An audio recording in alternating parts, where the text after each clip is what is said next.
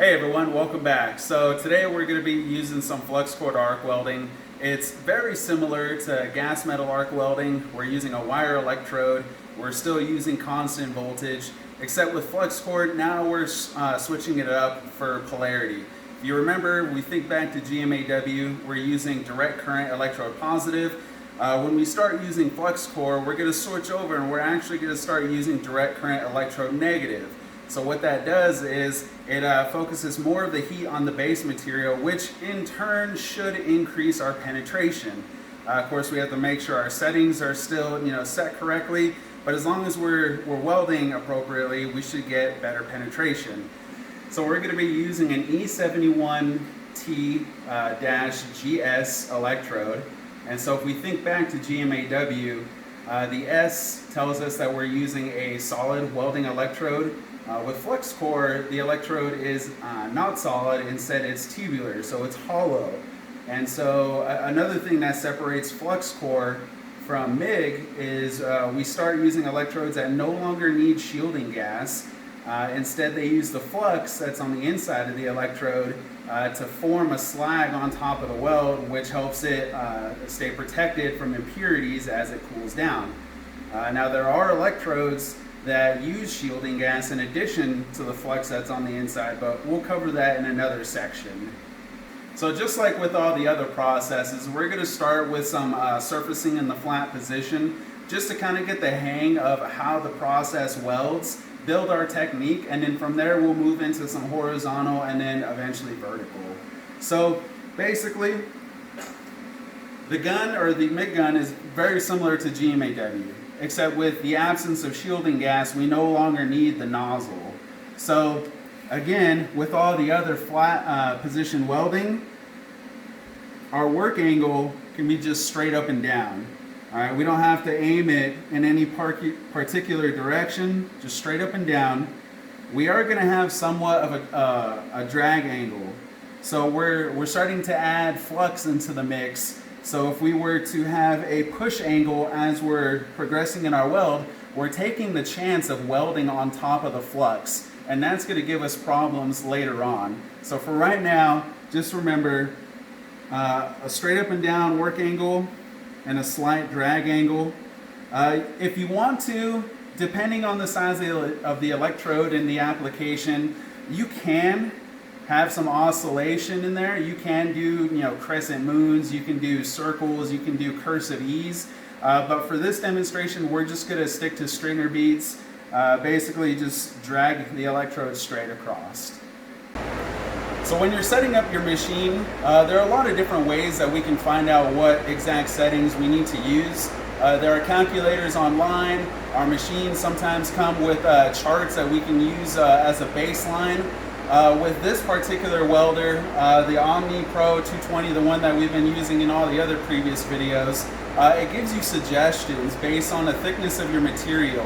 So for these demos, we're using about 1/4 inch thickness, and it's suggested that we use about 290 wire feed speed and then also 20 volts. You can go ahead and give this a try. You can go ahead and change the settings as needed. Just remember, this is kind of a suggestion. Find what works for you and just go from there.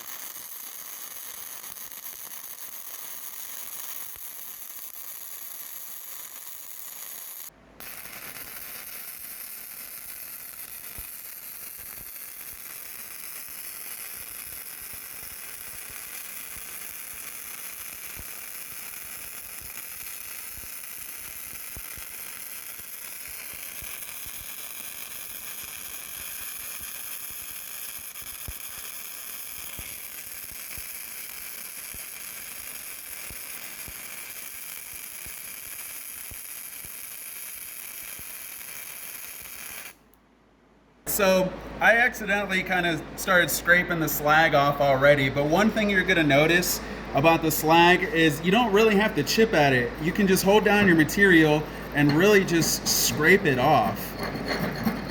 So that's a little bit of a difference that we see in the slag with Flux Core versus FMAW. The slag in this particular case looks almost like a whitish gray. There are other Flux Core electrodes where the slag will appear to be differently colored, like some come out a little bit more of a gray, some come out a little bit more of a brown. But either way, it's still a slag that we need to remove, and it still does the same job, solidifies on top of the weld to protect it from impurities in the air. Alright, so now that we've done some surfacing, once you get the hang of that, it's time to move on to a T-joint. So we're going to be doing a T-joint in the horizontal position. I've already got the pieces tacked to each other, so I'm just going to kind of give you a rundown on the different angles that we're going to need to be using. So if I grab my MIG gun, the very first thing we need to do is find our work angle. Alright, so if we look at the side profile of these two plates, they form a 90 degree. So as always, I like to kind of come in and just split that angle in half. I need to be focused evenly between the two plates. So essentially I'm coming in at a 45 degree angle, and that's my work angle. And then for my travel angle, I'm going to be having a slight drag, okay? So about, let's say 15 to 20 degrees. All right. And so once I start my weld, I'm just going to drag it straight across. Again, it's just going to be a single pass. All right, so let's get under the hood and see what it looks like.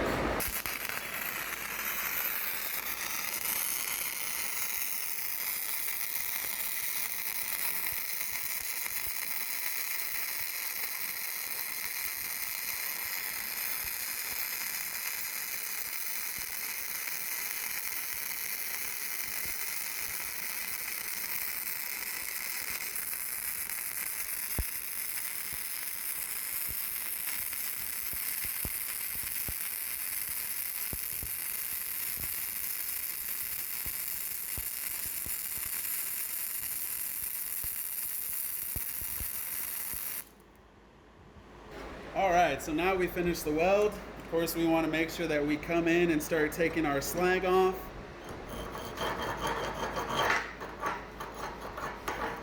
So as you can see, we really don't have to bang the chipping hammer against the welds. That flux more or less just scrapes right off. And if there's any residue slag on there, you know, we can always come in behind our chipping hammer with our wire brush. Kind of blow some of that out of there. Simple as that. Okay, so that was the T-joint in a horizontal position. So once you kind of get the hang of that, we can go ahead and move on to some vertical welds. And we're going to be doing a vertical T-joint for this demonstration. So first thing that's very similar to welding in the horizontal position is our work angle. So we've got two plates, and we need to make sure that we're evenly balancing, or we're evenly aiming the electrode at both plates. So we want to get right in the middle. So remember, when these two plates meet, they're forming a 90 degree. So I need to cut that in half, essentially come in at a 45 degree angle. And now that we're moving up, we got to fight gravity now. So we're going to have a slight push angle as we're moving up. So about 15 to 20 degrees. So if I come straight in, you know, maybe a little push angle just like that. And then similar to with GMAW, we're going to have a little bit of oscillation as we're progressing in my weld. So I'm going to be doing a Z-weave, very similar to the videos that you saw for GMAW. And, you know, just like before, do a couple of dry runs. Make sure that you'll be able to start your weld and finish it in as many, or without any breaks in between. And once you're comfortable with that, let's go ahead and start welding. One thing I do want to point out is that when we start welding vertically, we decrease some of our variables. So what I've got for wire feed speed right now is about 220, and I've also dropped my voltage to about 18 volts.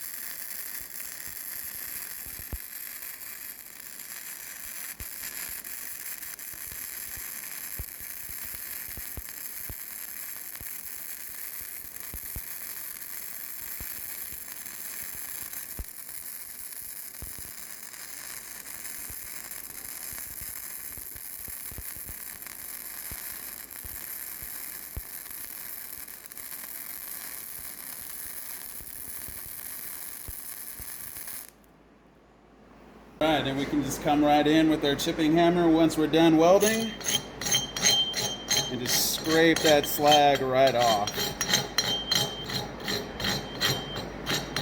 Sometimes it's all right if you actually need to chip at it.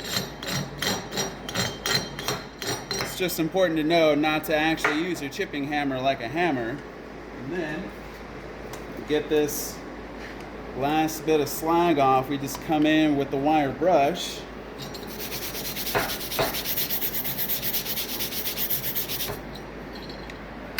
And voila.